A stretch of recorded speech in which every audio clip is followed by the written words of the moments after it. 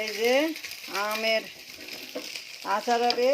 এখানে একদম চিনি দিয়েছি, এর মধ্যে আমগুলো ঢেলে দেবো।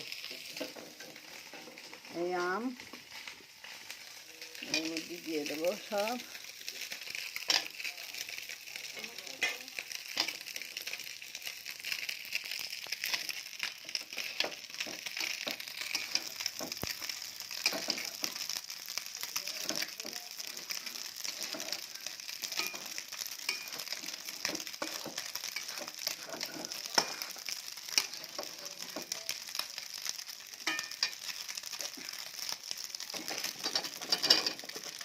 পানি দেবো না, কোনো পানি হবে না, পানি ছাড়া।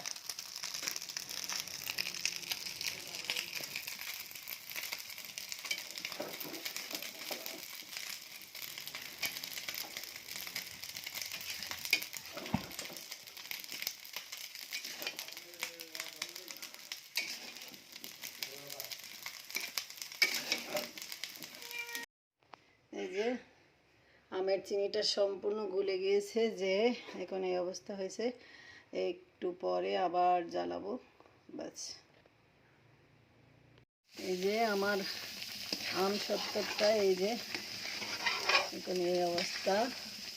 আমচুর মাখানো, চিনি দিয়ে গুড় দিয়ে জ্বালিয়েছি, এখন এই অবস্থা হয়েছে। এই যে দারুণ মজা, দুধ দিয়ে খাইতে হয়ে গিয়েছে জ্বালানো।